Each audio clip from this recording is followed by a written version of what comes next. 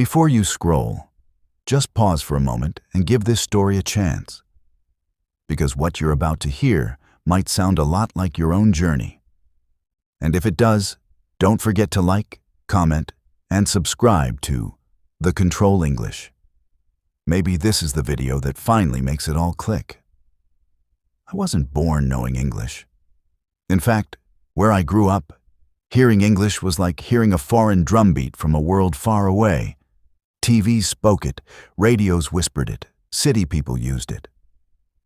But me, I could barely understand a single sentence. And let me tell you, it wasn't because I was slow. It was because I didn't know how to listen. But here's the truth I learned. Listening is the first key to learning English.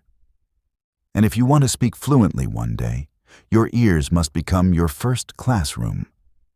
So if you're like I was, sitting in a small room, holding a phone or a second-hand laptop, trying to catch just one clear sentence from an English video, then this story is for you.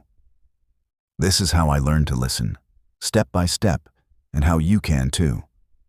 And maybe, just maybe, this video can be your new beginning. Not because it's perfect, but because you're finally ready. Ready to turn your fear into confidence, weakness into power, silence into speech. That's the journey we're building together, right here on The Control English. So hit that like button, drop a comment, and subscribe if you're ready to change your story, starting today. Chapter: My Journey and Yours. To English Listening Mastery Lesson 1. The first sound I tried to catch.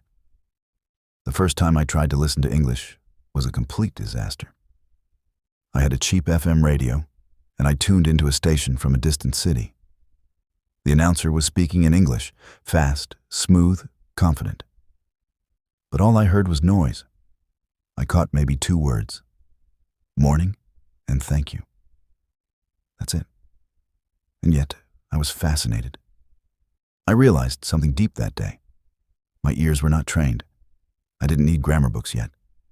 I needed to learn to hear. Lesson 2: training my ears like muscles. So I started treating my ears like muscles.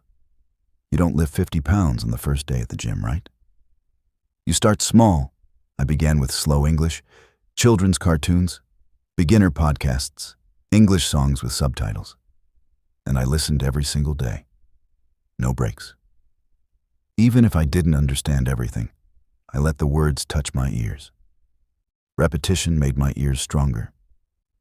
Lesson 3. Discovering the power of repetition.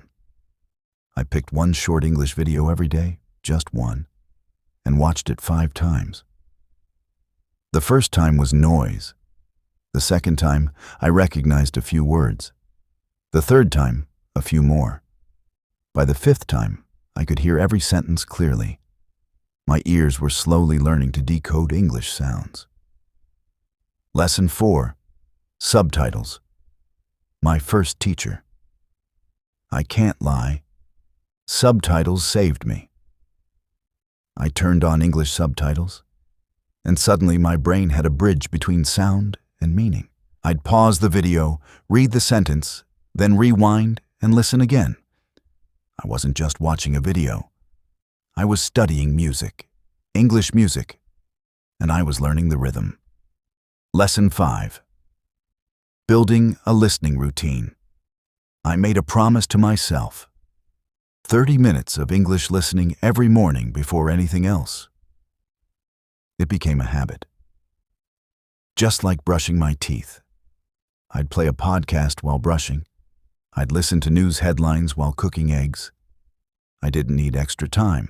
I just replaced silence with English. Lesson 6. Fighting the frustration. There were days I cried, days I asked, why can't I understand this? Native speakers talk fast, they cut words, they use slang. But I reminded myself, they're not speaking to confuse me, they're just being natural.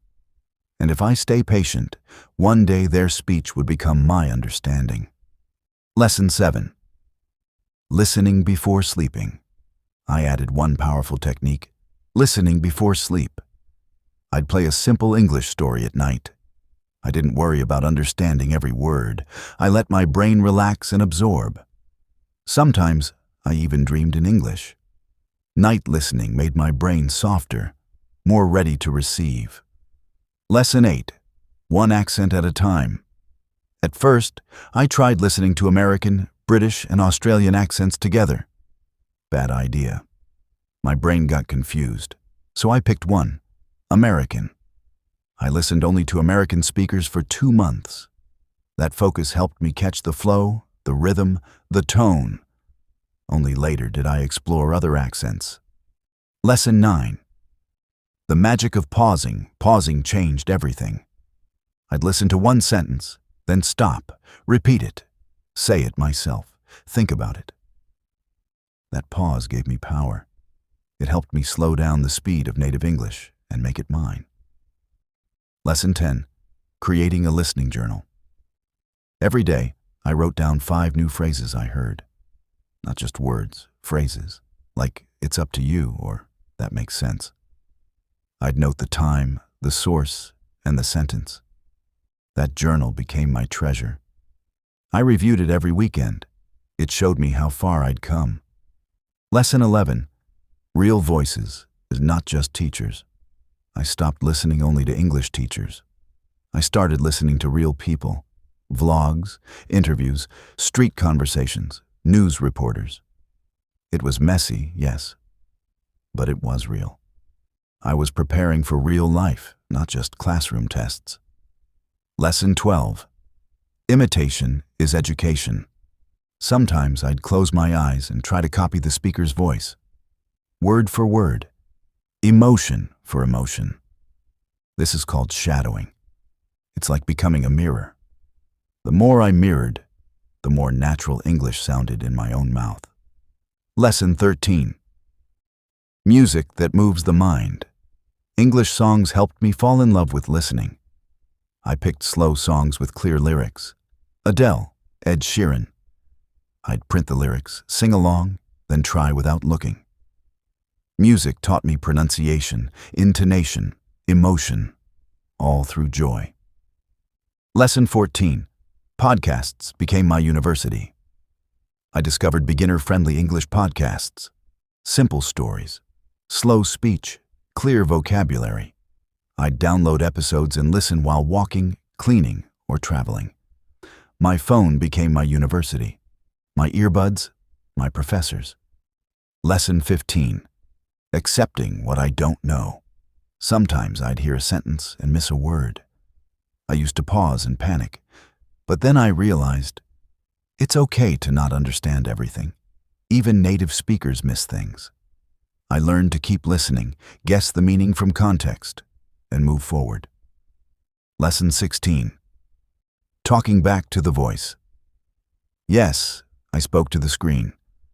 I'd watch a conversation video and answer the speaker. "How are you?" they'd say. I'd reply, "I'm good, thanks." This silly-looking habit trained my brain to connect sound with response. I was building a real-time reaction system. Lesson 17. Watching without subtitles. After a few months, I turned off subtitles. It was scary at first, but now my brain was stronger. I could catch full sentences. I didn't need subtitles anymore. I had graduated to natural listening. Lesson 18. Slowing down native speed. YouTube has a playback speed option. I used it daily. I slowed videos to 0.75x. This tiny trick gave me a huge advantage. Slower speed gave me time to hear the full shape of each word. It was like watching a dancer in slow motion. You finally see the steps. Lesson 19. Listening with purpose. Every time I played a video, I set a goal. Today I'll learn 3 new phrases.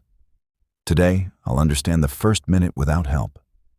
This purpose-driven listening kept me focused and proud when I achieved it. Lesson 20. Creating my own audio library. I downloaded my favorite videos as audio files.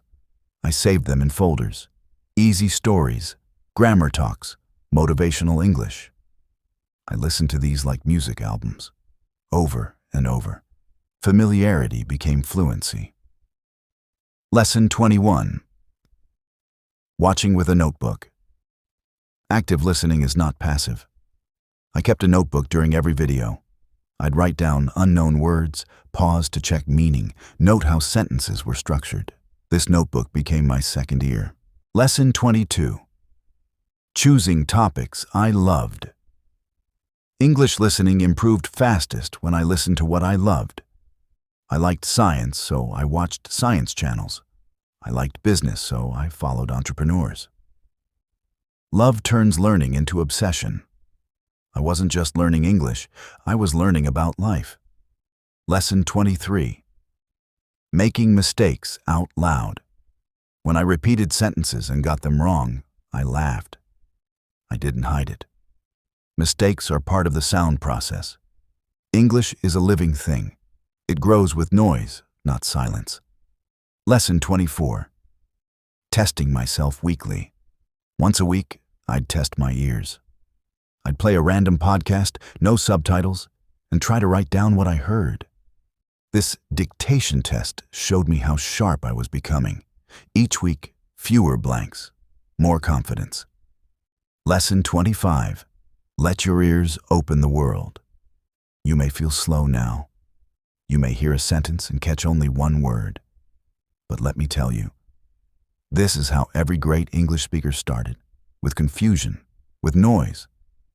But they kept listening, kept trusting their ears. So now, it's your turn. Pick one voice, one video, one story, and begin. Today. Let English play in your room, in your ears, in your life. Let it become the background music of your journey. Because once your ears open to English, your entire world will open with them. If you loved this video and want to improve your English faster, do these 3 things right now. 1. Hit that subscribe button, because I drop powerful English lessons like this every week. 2. Smash the like button, so YouTube knows this video helped you. 3. Share with friends, because everyone deserves to speak English confidently. On the Control English, you get the world's simplest English tricks.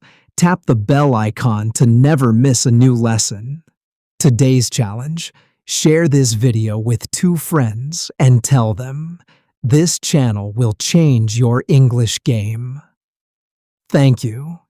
Keep learning. Keep growing.